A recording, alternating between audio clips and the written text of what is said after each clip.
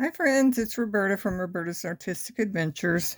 I've been wanting to make a card and I've lost my mojo, and that means I can't find ease in putting together different parts of a card. And when I do that, it's frustrating because it's something that I really enjoy doing, but I'm really struggling with it. And it's because I haven't done it for a while. I've been really busy doing other things. So, what I have to do is pull out all my stuff and just play around and try to figure out what kind of card I want to make, what I want the theme to be, the color scheme, how do all the pieces go together. So, I pulled out a bunch of different things because I've got a lot of the parts ready. And so I want to explain to you. This is what we call a card base. It's the main part. It could be off of colored paper like this blue cardstock or any other color. Or you could make it your own color by painting it or using ink and inking it. So this is a card base.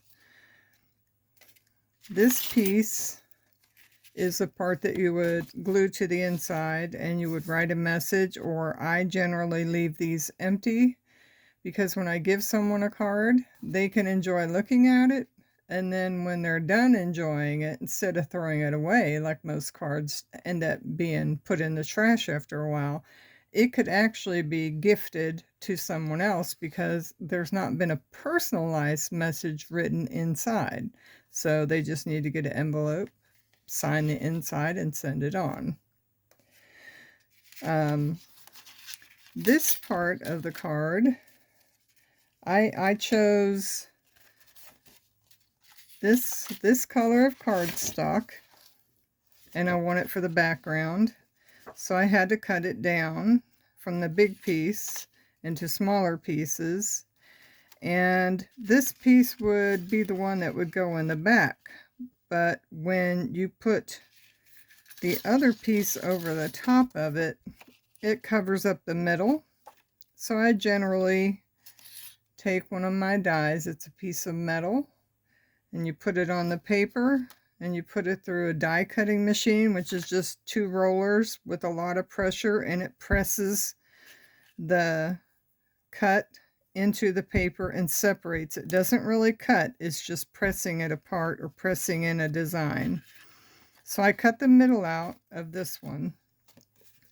And if you're a person who does a lot of layering on a card, having bits of it being removed in this way makes shipping or postage less because there's not as much weight and you don't really notice as much. So this is a color that I wanted to be the first layer on my card.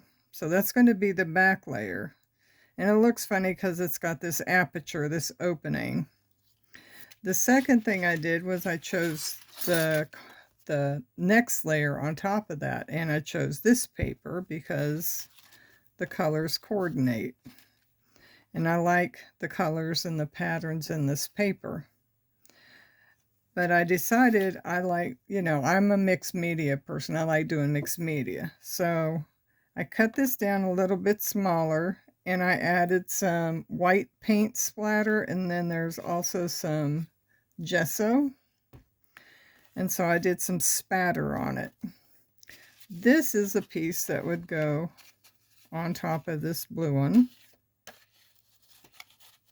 And I'm not going to make it perfect yet until I actually put the card together. So this one would go here. Then I have to figure out what image do I want to put on top of here. And I was thinking, well, I could do flowers, or I could do birds, I could do butterflies. And so I had cut out a bunch of different things with different paper.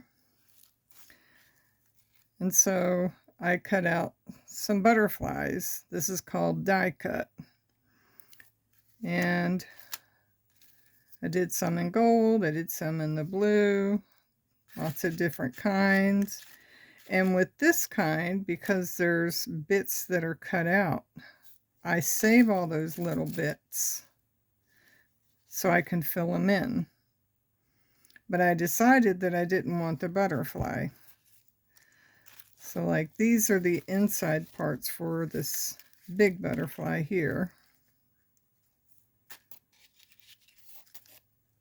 And I did blue and gold. You can mix them. You don't have to put the same ones back in. But I decided nix on the butterfly. Then I was thinking, well, maybe I would do the birds. And so I thought, well, I can do this. Now this bird, I have, I'm using this press and seal paper. It's not paper, it's like a plastic paper, but it's like Velcro and it sticks. And if you see all the little lines, there's like 3 little hearts in the tail, the bits on the wing, the bits for the eye and the beak, and the breast feathers. All those little tiny bits come out. So that's why I have it front and back put together, because if I cut them out of a different color, then I could put the other color on the inside and it would make the bird pop more. But I decided also on the birds not to use those. This is from the same set of birds, and this is a smaller little cheeky bird. Decided not to do those. And then I thought, well, maybe I'll do some flowers. And so I thought, well, I'll do these, which are the, I can't remember if it's the poppies or whatever, but whatever that flower is. Let's see. It'll have the name on it. Yeah, the poppy. And I have a bunch of them already die cut, but they're not the right color. And this is where, you know, I go down this rabbit trail because I'm die cutting a lot of stuff and it doesn't end up being what I want to use. And so these are the metal things to cut the shapes out again. This is for the center of the flower, another center.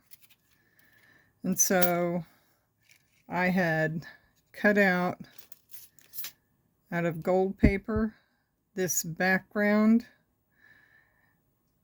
and I'm using this as a base, and this actually has this thick gold paper and 2 other papers that have just this dark purple outline, the frame of the flower. And then use the gold paper to cut this one out. And this one I cut this one out.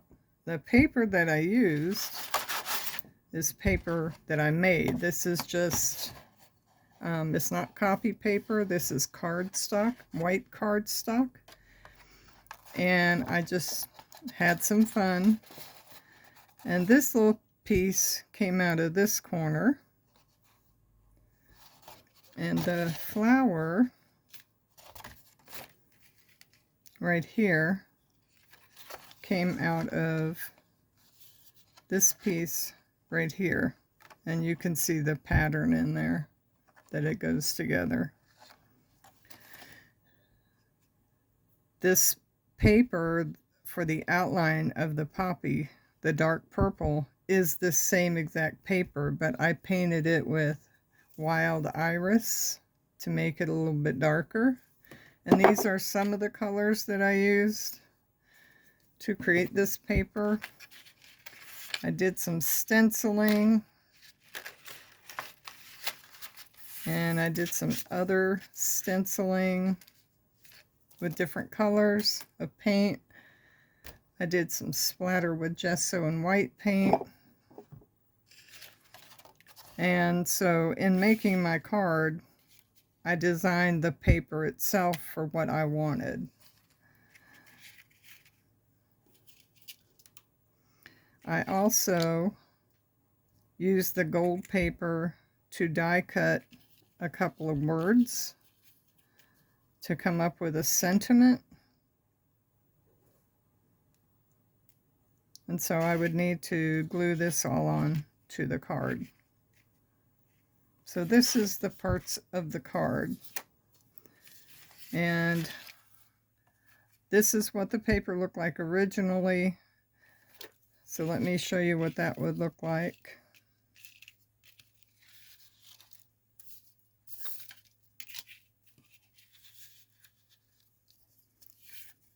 I like it both ways, but I like it better with the splatter.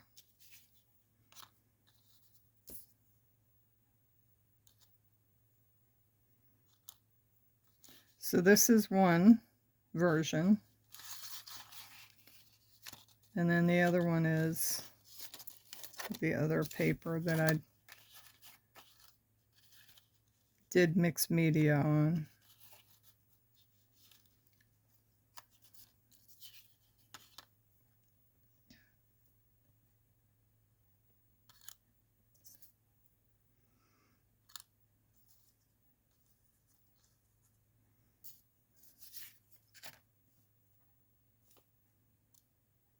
There.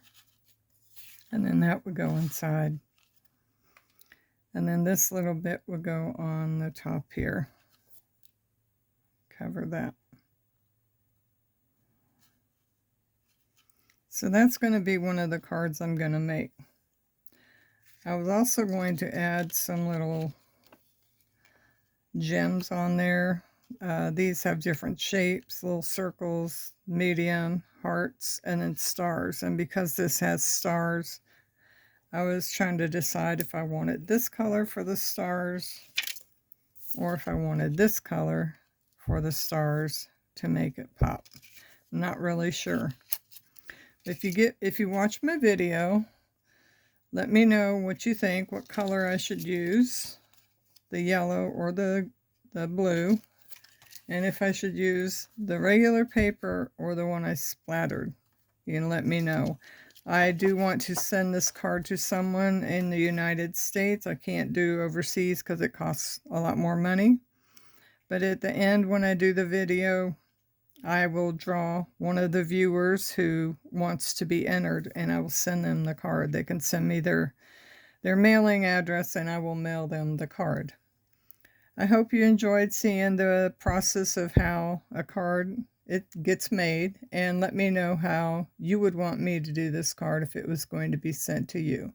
You guys have a blessed day. Thank you for watching. Bye.